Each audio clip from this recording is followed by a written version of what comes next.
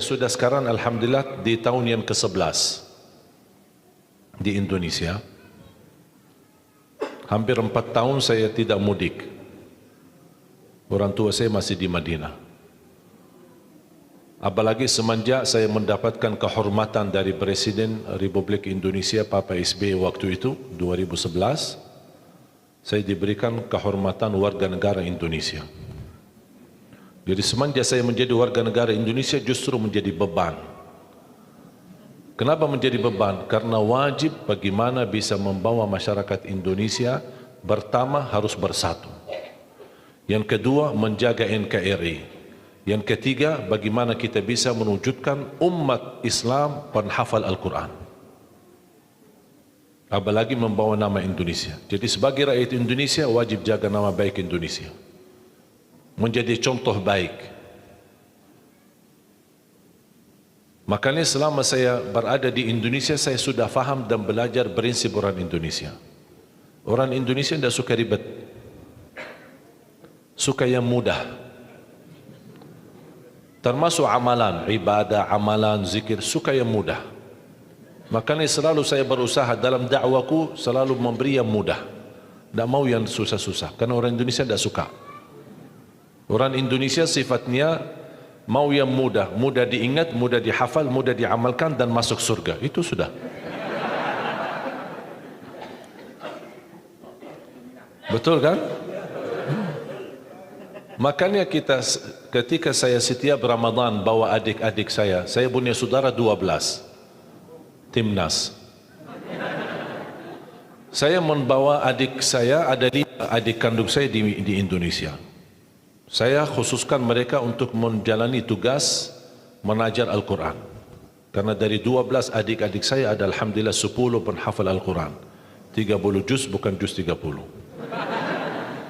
Jadi saya sengaja mendatangkan mereka supaya ayo sama-sama memperjuangkan, melahirkan, mewujudkan insyaAllah sebanyak-banyaknya penghafal Al-Quran. Dan saya tugaskan mereka di bulan Ramadan jadi imam tarawih. Ada yang di Jakarta, ada yang di Surabaya, ada yang di Lombok, ada yang sampai di Bali, di Kalimantan, bagi-bagi. Setiap tahun kami menghadirkan 20 imam. Ada 5 adik saya, terus yang lain-lain, saudara ada atau sahabat, teman-teman, semua pemuda, tapi Masya Allah suaranya bagus dan penghafal Al-Quran. Tugas mereka bukan hanya tarawih, tapi juga tadarus Quran, dan setiap masjid mereka pakai buat salat tarawih menggunakan aktivitas tahfidz.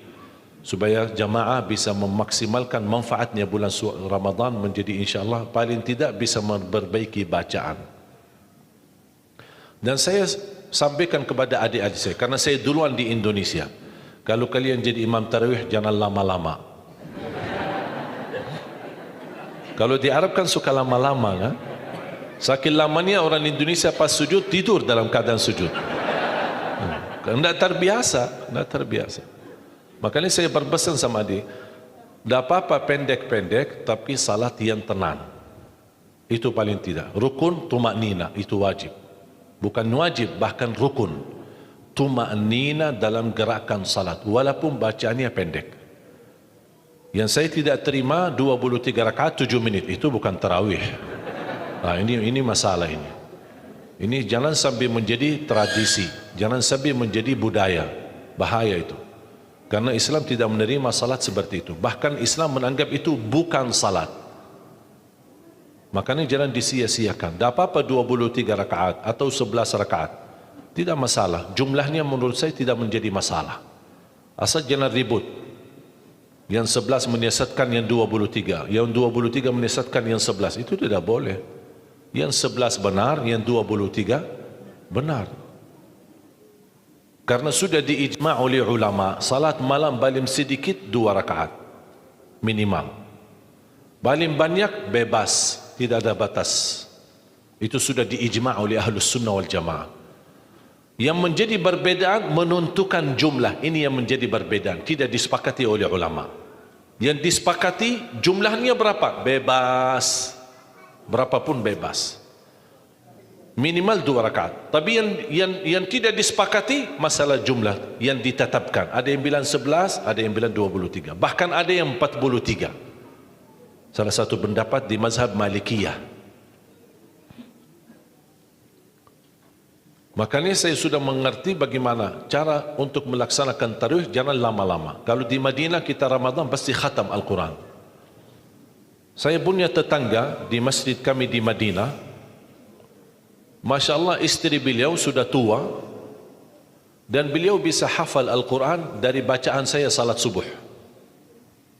Kalau salat subuh kami di Madinah 2 rakaat khatam suratul Rahman, 2 rakaat khatam suratul Waqi'ah, 2 hari atau 3 hari maksimal khatam surah Yasin. Jadi subuh hari ini baca sebagian, besok lanjut sisanya, besok lagi lanjut sisanya surah Yasin. Jadi 3 hari salat subuh sudah khatam surah Yasin. Surat Tabarak kita lakukan 1 rakaat.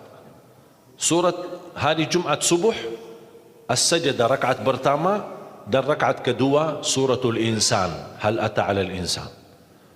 Dan jamaah yang ada di sekitar masjid kami di Madinah, termasuk ibu itu, beliau suaminya menceritakan, istri saya bisa hafal beberapa surah yang antum sering bacakan di dalam salat subuh.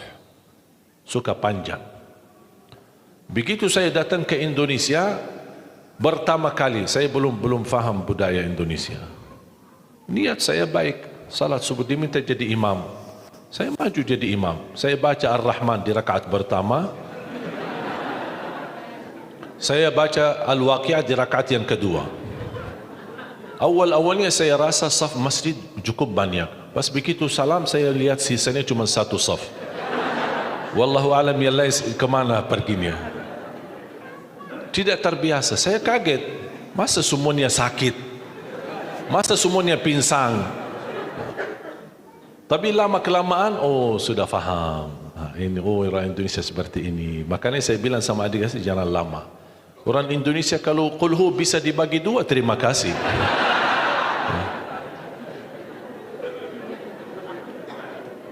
Tapi yang saya senangi di Indonesia itu semangat. Semangatnya luar biasa. Makanya saya betah di Indonesia. Saya betah bahkan jatuh cinta Indonesia.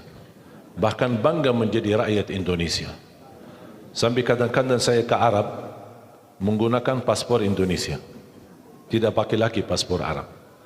Saya ke bandara, antri kan, imigrasi kan. Saya ikut jalur orang Indonesia. Sama jemaah ada rombongan. Datang petugas imigrasi. Ngapain kamu di sini? Sana kamu di sana sama orang Arab, sama orang Arab. Saya ikutin, saya pergi ke sana sama orang Arab. Sampai bertemu dengan kaunter imigrasi. Dia ambil paspor, lihat. Kok orang Indonesia? Ngapain kamu di sini? Pak, kok serba salah. Yang tadi suruh ke sini. Bapak di sini, kenapa kamu di sini? Jadi gimana ini? Pas dilihat, baca namanya Arab. Terus ini gimana ini? Tanya, paspor Arab ya? Kamu dari mana? Saya dari Indonesia. Yang benar dari mana? Dari Indonesia. Masa dari Indonesia mancung?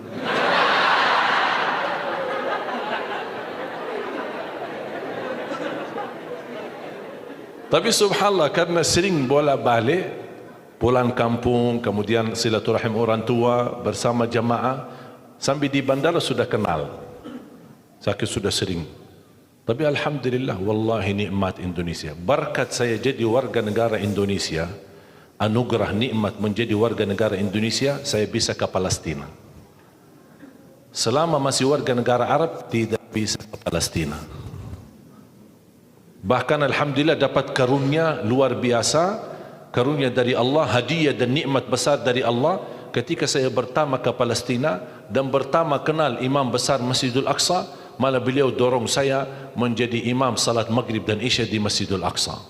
Alhamdulillah. Makanya ibu kalau besok-besok dengar sejarah ada orang Indonesia salat di Masjidul Aqsa jadi imam maghrib dan isya, itu Ali Jabir. Mana ada orang Indonesia ke sana untuk jadi imam? Kenapa saya bisa diberikan kesempatan jadi imam? Karena alhamdulillah saya punya paman imam besar Masjidul Haram.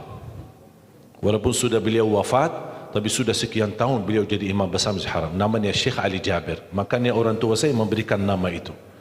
Kami bikin website www.alijabir.net. www.alijabir.net. Semua kegiatan beliau di Masjidil Haram dan menjadi imam, khatib, tarawih, tahajud, salat rawatib. Beliau sudah wafat. Itu kakak daripada ibu saya. Makanya ketika saya bertemu dengan guru paman saya alhamdulillah berkesempatan belajar sama beliau dan beliau memberikan gelar Ali Jabir As-Saghir, Ali Jabir Junior. Karena beliau yang sudah imam besar Masjidil Haram, Ali Jabir Senior.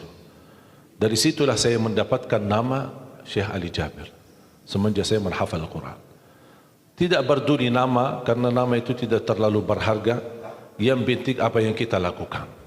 Inna Allah la yanzuru ila a'malikum, la yanzuru ila suwarikum, wala ila ajsamikum, wala ila amwalikum. Allah tidak berduli harta kalian, keturunan kalian. Saya tidak berduli asal usul saya dari mana. Orang Arab bukan orang Arab, menurut saya tidak ada yang berbeda.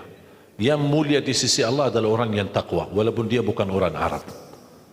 Tidak ada harga bagi orang yang memiliki keturunan Nabi kalau dia tidak menggunakan takwa dan iman kepada Allah dan amal saleh. Buktinya paman Rasulullah Abu Lahab, paman dekat sama Rasul, hubungan keluarga, tapi Allah kekalkan di neraka. Berarti Allah tidak berduli keturunan kita, asal usul kita dan siapa diri kita. Yang Allah berdulikan apa takwa kita dan apa isi hati kita.